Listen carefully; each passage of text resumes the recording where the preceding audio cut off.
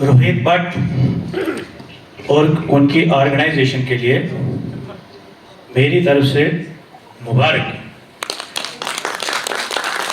इनके प्रोग्राम मैं जम्मू में भी देखता आया हूँ, कश्मीर में भी देखे मैंने, और जो कश्मीरी कल्चर के लिए इनकी लगन है वो एक अनमैच्ड सी है। लेकिन आज का जो प्रोग्राम है ये एक अलग तरह का प्रोग्राम था। कश्मीर हमारी सूफी संतों की धरती रही है और इन सूफी संतों ने जो हमारे समाज को डायरेक्शन, दिशा देने का काम किया है, वो खुद में एक ऐसी एग्जाम्पल है कि जिसमें हमें पूरी सोशल हार्मनी, कम्युनल हार्मनी दिखती है। अगर हम थोड़ा सा अपने समाज पे, सोसाइटी पे नजर रखें तो हमें दिखता है कि हमारे समाज में अच्छाई और बुराई, अच्छे लोग और बुरे लोग, इनके बीच में एक कांस्टेंट कॉन्फ्लिक्ट हिस्टोरिकली रही है। और इस कॉन्फ्लिक्ट में मतलब कौन सी चीज हमारे लिए अच्छी है, अच्छाई या बुराई, और क्यों, और इसका फैसला करेगा कौन? ये काम समाज का है, सोसाइटी का है। अब सोसाइटी में क्या हर इंसान ये कर सकता है क्या? पॉसिबली हर इंसान के बस में ये चीजें नहीं है। हमारे समाज में कुछ ऐसे एक्स्ट्रा ऑर्डिनरी लोग, एक्सेप्शनल टैलेंटेड लोग, गॉड गिफ्टेड लोग रहे हैं, जिन्होंने समाज में ये अच्छाई और बुराई की जो कॉन्फ्लिक्ट है इसका फर्क बताया है।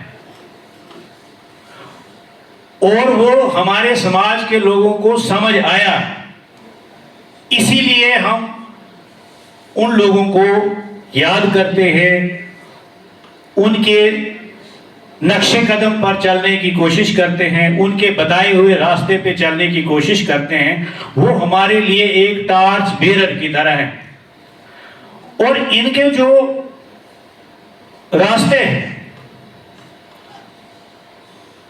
जो समाज पर एक बहुत बड़ा असर रखते हैं, इन्फ्लुएंस रखते हैं, और वो एक बाइंडिंग फोर्स की तरह काम करते हैं।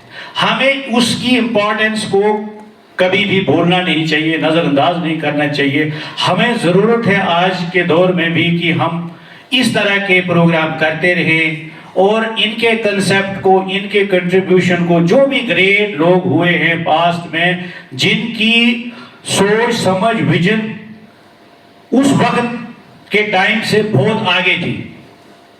कुछ लोग हमारी हिस्ट्री में ऐसे हुए हैं कि जब वो कोई बात रखते थे, वो बात हर किसी को उसी वक्त समझ नहीं आती थी, वो उसको समझने में उनको कुछ समय लगता था।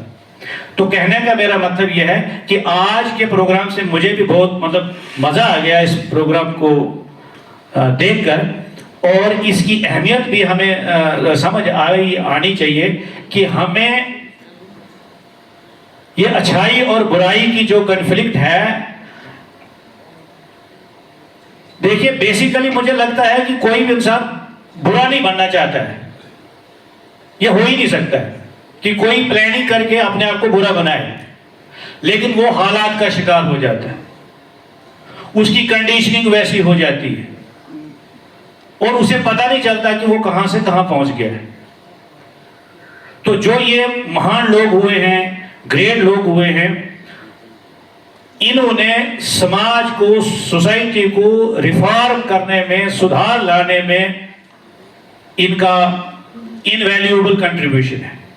और हमारे जहन में ये चीज़ें बैठ जानी चाहिए। हमें आने वाली जो हमारी यंग जनरेशन है, जो यूथ है, उसको इसके साथ कनेक्ट करने की जरूरत है। और मैं कुछ थोड़ी सी चीज आपको ना पर्सनल लेवल पे बोलना चाहूंगा इस मौके पे, कि हम लोगों में भी ये प्रॉब्लम कहां से आ जाती है। एक तो उसमें सबसे बड़ी चीज क्या है कि हम अपने आप को मान लेते हैं कि my way is the best way, जो कि ठीक बात नहीं है। कोई भी इंसान जो भी वो सोचता है, वो जितना बड़ा हो, उसकी ग्रेटनेस मैं में कभी नहीं हो सकती। हम सबको ये मानकर चलना चाहिए कि हम में ना जाने किसके पास क्या है, उसका किसी को पता नहीं है। जिसके पास है उसे भी मालूम नहीं है कि उसके पास कितना हुनर है, कितना स्किल है, और वो सोसाइटी को क्या कुछ दे सकता है। उसकी सोच विचार मुझसे कहीं गुना आगे हो सकती है। क्या हम ऐसा मानने के लिए तैयार हैं? अगर नहीं है तो हमें अपने आप को तैयार रखना है।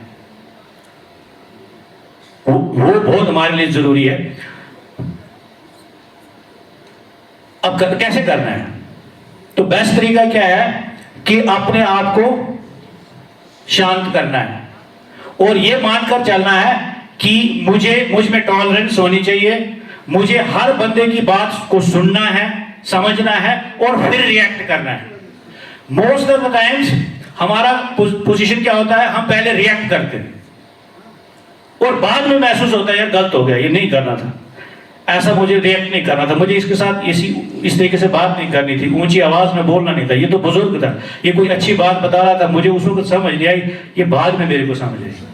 तो बेस्ट तरीका क्या है कि पेशेंस रखिए, सेंस ऑफ टॉलरेंस रखिए, बहुत जरूरी है। ये ऐसी चीजें हैं जिनकी हर समय हर इंसान को जरूरत है। आपके परिवार में, फैमिली में भी जरूरत है। हम अपने परिवार के अंदर भी लोगों को टॉलरेट नहीं करते हैं, रिश्तेदारों को टॉलरेट नहीं करते हैं, बरादरी में लोगों को टॉलरेट नहीं करते। क्यों? हम में वो मैं है, जो मैं बोलूंगा वही ठीक है, ये कौन होता है मुझे टोकने वाला। ये जो एटीट्यूड है, ये जो अप्रोच है, यही हमें खराब कर देती है। और आपको पता है हम इससे सबसे ज्यादा नुकसान किसका करते हैं? अपने आप का। हमारा शरीर ही इसका शिकार हो जाता है। मैं वो एग्जांपल आपको दे रहा हूं जिसका मैंने खुद अभ्यास किया है, प्रैक्टिस की है।